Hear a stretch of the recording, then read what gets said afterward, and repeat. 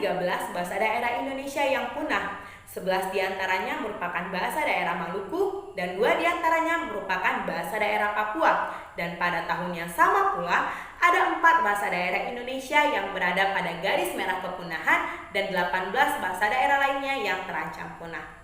Assalamualaikum warahmatullahi wabarakatuh. Shalom, Om Swastiastu, Namo Buddhaya, salam kebajikan.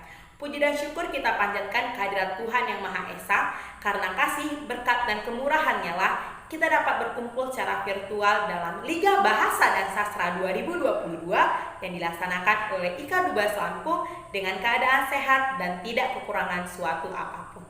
Yang saya hormati seluruh Dewan Juri dan Panitia Libas 2022 dan kepada seluruh peserta lomba yang saya banggakan. Perkenalkan, nama saya Novina Amelia Damanik dari Universitas Prima Indonesia Sumatera Utara. Horas! Adapun judul dari pidato saya hari ini yaitu Pemuda Bangga Berbahasa Daerah. Dalam Undang-Undang Nomor 24 Tahun 2009 tentang Bendera, Bahasa dan Lambang Negara serta Lagu Kebangsaan menyatakan bahwa bahasa daerah adalah bahasa yang digunakan secara turun-temurun oleh masyarakat di daerah di wilayah NKRI. Biasanya kita menjumpai penggunaan bahasa daerah ini ketika ada sekelompok orang yang berasal dari daerah yang sama berinteraksi secara langsung, atau ketika menghadiri acara adat seperti pernikahan, acara 7 bulanan, acara lahiran, dan acara adat lainnya. Namun seiring berkembangnya waktu, kita sudah jarang melihat orang-orang yang berkomunikasi menggunakan bahasa daerah, terkhususnya adalah kalangan anak muda. Survei membuktikan bahwa generasi Z dan milenial baru yang berkisar antara 17 sampai 30 tahun menggunakan 23,8 bahasa Indonesia sehari-hari dan 63,5 bahasa campuran. Ya, bahasa campuran, bukan bahasa daerah asli dari daerahnya.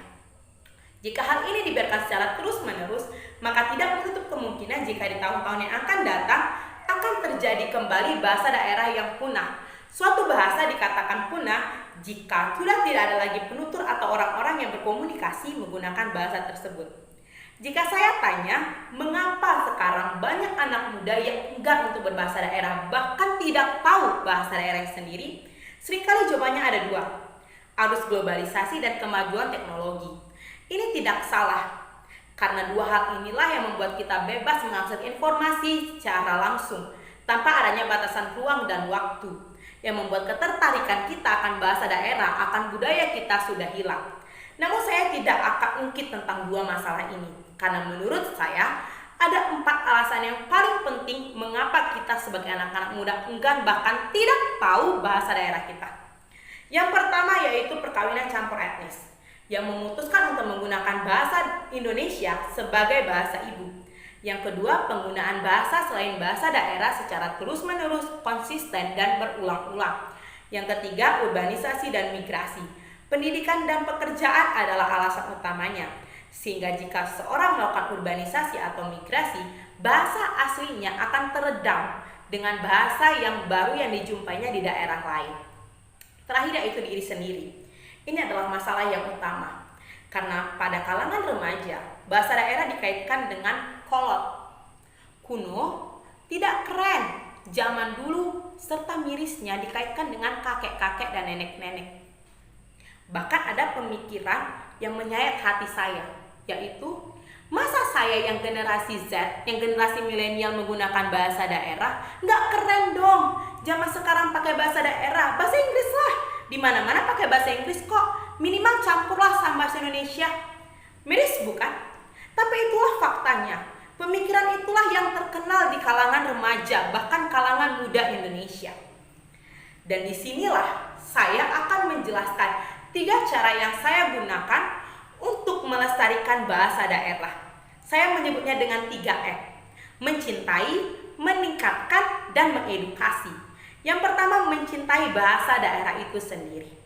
Ketika kita mencintai bahasa daerah kita, maka rasa malu akan berbahasa daerah itu sudah tidak ada. Kita akan mencintai ciri khas daerah kita, karena ciri khas daerah kita, karena bahasa daerah kita akan menjadi pembeda daerah kita dengan daerah lainnya, dan itu adalah hal yang harus dijaga. Yang kedua yaitu meningkatkan kemampuan berbahasa daerah. Dengan apa? Yang pertama, mempelajari bahasa daerah. Yang kedua, menyanyikan lagu-lagu yang berbahasa daerah. Yang ketiga yaitu membaca buku atau karya sastra yang menggunakan bahasa daerah. Yang keempat yaitu berkomunikasi dengan bahasa daerah. Terakhir, M yang terakhir yaitu mengedukasi. Sosial media dapat kita gunakan untuk mengedukasi dalam berbahasa daerah. Kita dapat membuat konten yang menarik yang dibungkus dengan hal-hal yang menarik sehingga membangkitkan ketertarikan kita untuk belajar bahasa daerah. Belajar bahasa daerah melalui sosial media itu tidak menggurui, namun kita dapat mengalihkan dengan dengan cara yang simple seperti ini. Jika di Simalungun, inang itu adalah ibu. Kira-kira ibu di bahasa Sunda apa ya? Bisa seperti itu.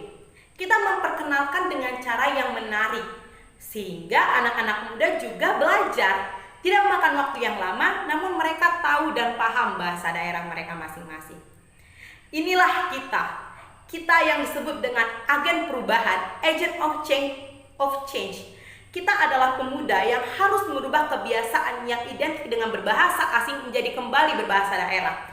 Karena ini adalah ciri khas bangsa kita. Dan saya tidak bisa membayangkan bagaimana di tahun-tahun berikutnya Indonesia yang kehilangan identitasnya, daerah yang kehilangan bahasa daerahnya, daerah yang sudah tidak bisa dibedakan lagi karena kehilangan jati dirinya. Ayo anak-anak muda, kobarkan semangatmu. Mari kita lestarikan bahasa daerah kita dan kita pupuk kembali semangat untuk berbahasa daerah. Saya akan tutup pidato saya dengan umpasa atau pantun dalam bahasa Simalungun yang akan saya lampirkan dengan lagu. Mbora sabur-saburan ibu bani pinggan pasu, horas kita ganupa sai jupahan pasu-pasu. Jangan lupakan 3M yang saya katakan tadi, mencintai, meningkatkan, dan mengedukasi. Demikian pidato saya Novina Amelia Damanik, mohon undur diri dan terima kasih.